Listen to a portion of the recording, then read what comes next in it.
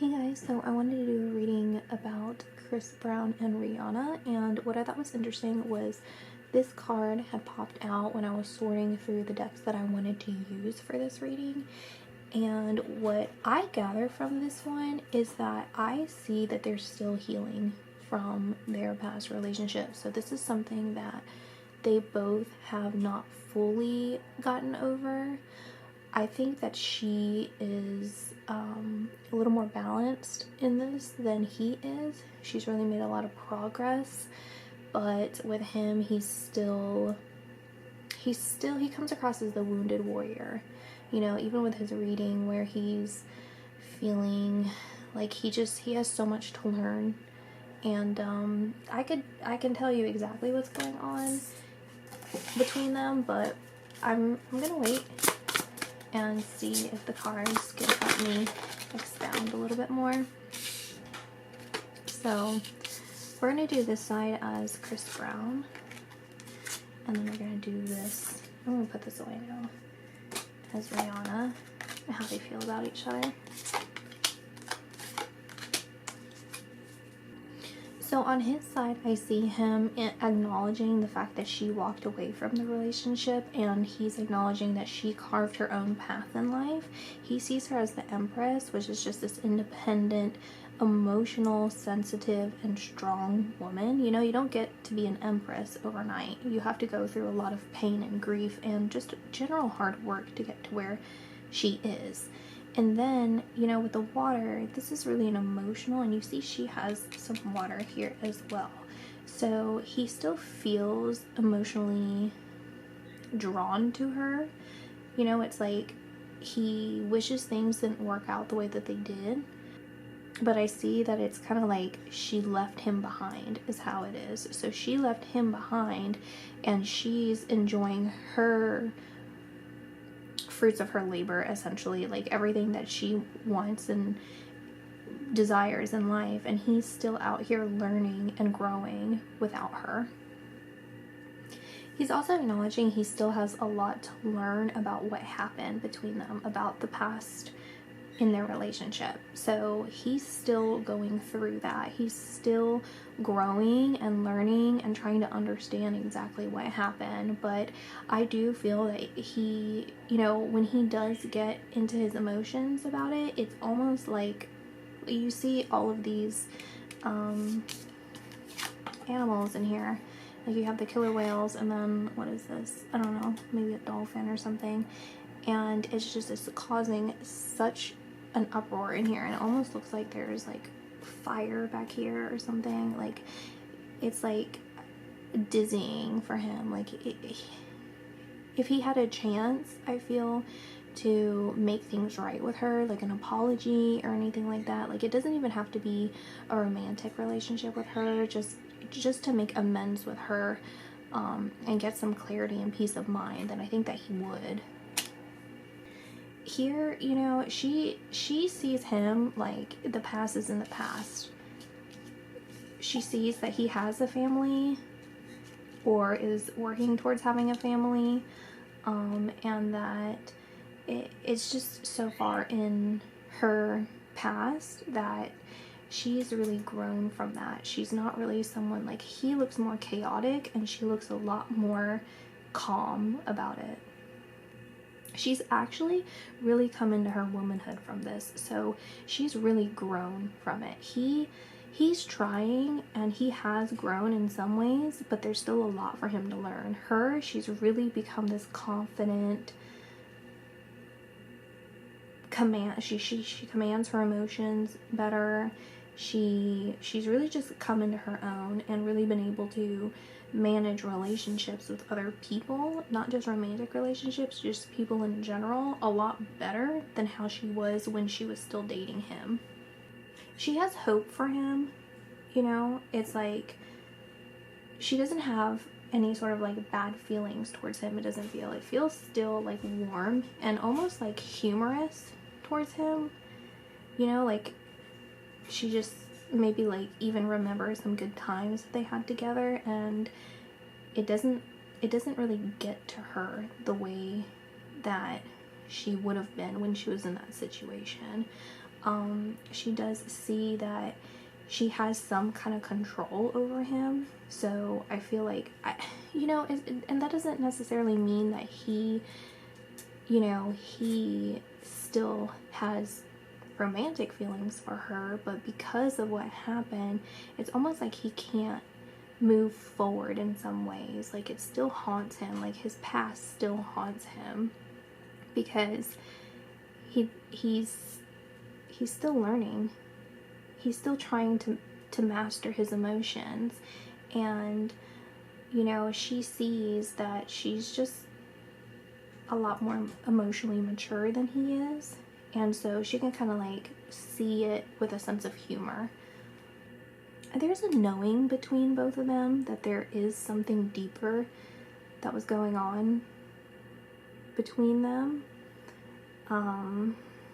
It's kind of like, I want to say like a soulmate, like, I almost feel like she is so confident in herself, and how she also sees him as like a creative and like kind of like a goofy person. So she sees the more playful side of him, and she acknowledges that currently in the reading. So she sees him kind of as like a goofy guy, someone that could be a good friend to her, someone that she could really laugh with.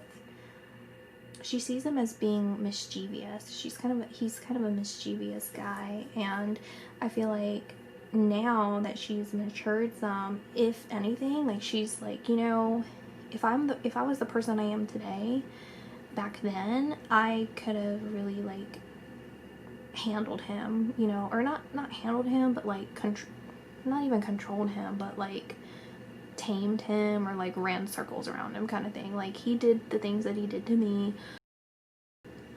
If I knew what I knew now, I could have just ran circles around him. They're still carrying part of each other into their future. It's like he wishes things had gone differently, and he wishes there could be a new start with her, but he knows that it could never be that way, and she wants something with him as well, but it's just too much has happened that would never work out. And she has grown up so much to be able to acknowledge that because that happened, I'm not going to put up with it. And he still has so much growing. I feel as if they both recognize each other as soulmates. And when I say soulmates, I mean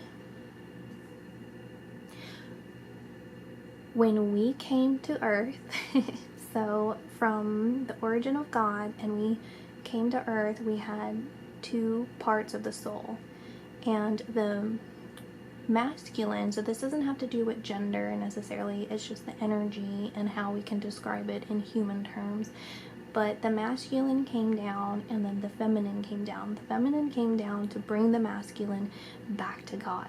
So throughout our lifetimes, whether we reincarnate on Earth or into another Earth plane or some other plane, we learn lessons through our life in order for us to make those free will choices to become better people, right?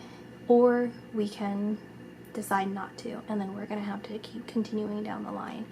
So what I feel is that they acknowledge this and they recognize that within each other, that they're on that journey. So when people say that someone's their twin flame, then to me, that twin flame is the journey to becoming the soulmate.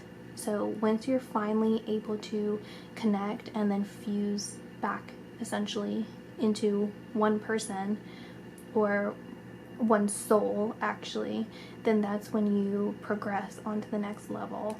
What I have felt is that that's when basically like you become an angel in a way, and you help other people go back to God.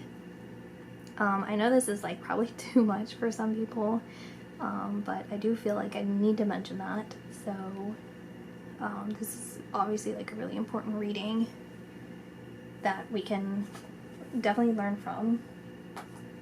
And I think this is a really selfless act on both of their parts, because to have that desire for each other on some level. There's that level of respect for yourself, because you have to heal yourself, you know, through these life lessons, through becoming a better person for yourself and for other people. Because when you're one of the same soul, then when you heal, the other person can heal as well. If you don't, then the other person can't either, on some level, right?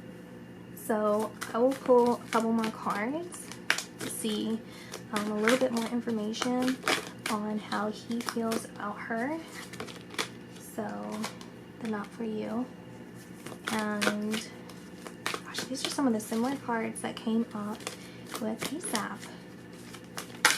And for her, how she feels is the Milk and Honey reversed.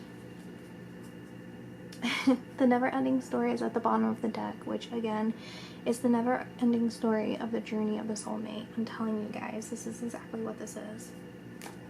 And let me just mention, that's not to say like the relationships that they're in is not significant. By all means, when we incarnate, this is our purpose in life. So if you follow your intuition, that's why I say on my channel like constantly, like that's the main objective, is you need to follow your intuition, because that's your higher self, that's your spirit speaking to you and reminding you of what lessons that you chose to learn throughout this life, right? Sometimes we can't control everything that goes on in our life, because everyone else also has free will to do things to us or against us, you know, and they could very well just ignore their intuition and just keep being drawn back together. But there are people that we essentially like have a contract with, because it's still our choice whether we do it or not. But we have that opportunity to find someone that's more suitable for us in this lifetime, you know, because every person, every soul is on a different path. It's not necessarily we're always going to be with that person that, you know, we feel so drawn to. Like, you have to be selfless. It's about being selfless. It's about deciding, you know what, right now I'm not the person for you. Right now I can't have that with you because I'm not healed, and no matter how much that I care about you and love you, I can't be that person for you. There's someone else like ASAP or whoever that's going to be able to provide you with everything it is that you need and you desire, you know? She sees him as like this little playful baby elephant. So it is still joyful. It is still, you know, affection there on both ends. But by all means, he's just not mature enough for her, you know? And she's the kind of person where it's like, you need to come correct or don't come at all. Like, she doesn't put up with anyone's crap anymore. I think there's also a lot of compassion for him, in the sense that she's seen him struggle. She can recognize that within him, and because she is more mature, then she can see it from a different perspective, and she just really hopes for the best for him. Like, I don't feel like there's any sort of like animosity on either end. If anything, it's more of sadness on his end, and her, she's so confident and secure in herself and self-aware that it's like, it's not that nothing can faze her, it's just she's on her path, you know? He also just feels really defeated. Like, he's like, there's really nothing I can do at all, you know? I can wish and wish and wish, but I'm not even gonna do that because I know it's a lost cause. Like, I already messed everything up. Like, even if I wanted something, there's really no point in even thinking about it, which I don't even think he really does. Like, maybe when he gets really emotional, then he kind of like flashes back to all of that, and he still carries a lot of that, like I said, in him, but it's not like he sits there and like dwells on her and vice versa. Like, I don't even think it's much of anything. Like, she just looks at him like, oh, well, you know, all the best to him. I really hope that everything works out, you know, and he's a happy person because I want that for him. She seems like a really kind person towards him, and I think she saw and sees a different side of him than what we felt or feel about what it was like back then. So I'm going to pull some general information. I don't know. I guess it'll be like general advice and what we can learn from this. But I think hopefully I did a good job at giving some information. So wow. Send love. Share your wisdom. Oh my goodness. And compassion. Make a wish at the bottom of the deck. I mean, exactly. I mean, that's all you can do, right? And see, in the sending love, it looks like she's carrying rocks to me. It's like I'm carrying the burden, you know? There's a part of me that still carries the burden of what happened, but no matter what, I'm still going to treasure you in a way and respect you and love you. With sharing the wisdom, it's like even through dark times, I'm still going to keep moving forward, you know, and I'm going to be able to take that relationship and take what I learned from both of those and use that to my advantage in order to become a better person for the people that I'm currently in relationships with. I don't know, honestly, I don't know anything that's going on with Chris Brown, but if he is in a relationship or anything like that, by all means, he's trying his best. And same with her relationship. It's like they learned a lot through this about themselves and about each other. And I really believe that they know that they're eventually going to be together, right? But there's this sense of like acceptance, a complete sense of acceptance, because they know that currently they're not the best for each other at all, and they don't like there's no way it's gonna happen. I would be really surprised if anything rekindled between them. If anything, it would be a friendship, because they really care for each other on a really deep level, and because they are soulmates, it's always gonna have that pull to each other, that draw to each other. But you know, I mean, I would recommend that they don't have anything together, even though they both, at some level, there is love for each other and that desire. But I mean, I don't see them like really chasing after that. Yeah. Angel warriors, patience, chosen, stepping into the unknown. So for both of them, they've both chosen the opportunity to try different paths in lives, different relationships. They're taking an opportunity to just risk, you know, like risk getting hurt again, risking, you know, being vulnerable and loving again, in order to get what it is that they really want in life, because they weren't getting it with each other. And, you know, this is an indication that they are patient with each other. So no matter what the situation is that happened between them, that it's a learning process. I think here it also indicates the soulmate connection, and that, you know, they're going to stand the test of time. Like, I'm being drawn to all these buildings here, you know, and it's like that saying where it's like Rome wasn't built in a day. It took lifetimes and lifetimes and lifetimes. And seriously, like the soulmate relationship, it takes so long, right? Because sometimes we mess up. Sometimes, like, we have to learn to trust our intuition. We have to do certain things in order to get there, right? And there's so many distractions in life, and especially for them to be celebrities and to have all these yes men around them and all these other opportunities, to get distracted from their being chosen, you know, their sole purpose. You know, you can see they've just taken different paths in life.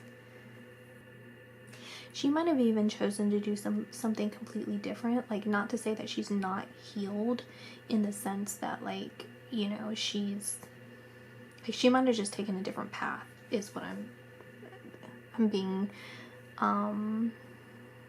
that's just what I'm hearing, is like, I took a different path.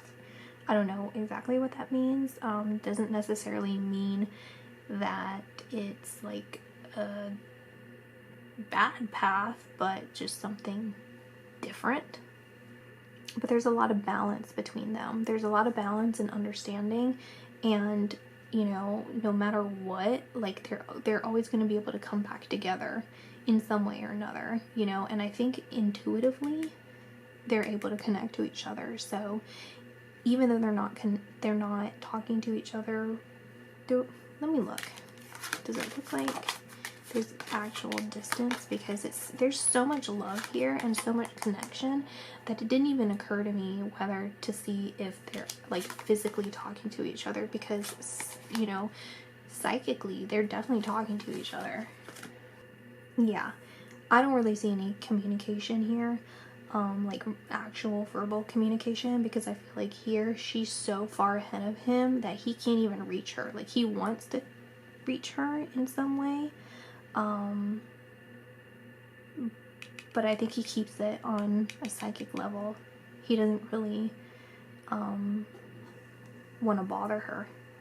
And I see she thinks that he's a really creative guy. I don't know if I mentioned that, but there's a lot of creativity that comes in, acknowledging that she really respects that about him, that he's like this playful, creative, fun. It's like that childlike energy, and she really likes that about him, is that even though he does have a lot of growing up to do, she really likes that, you know? It's almost like grounding her. Yeah, she likes that about him, that he's really like, he has a lot of childlike energy, and he really likes that she's just so much of a woman, you know? It's almost like, you know, not in like a creepy way or anything, but like a parenting way, you know, kind of like what I was saying before, where he wants someone to guide him and teach him, and he sees that in her now. So there's a lot of love there. But yeah, so I hope you guys enjoyed. Bye.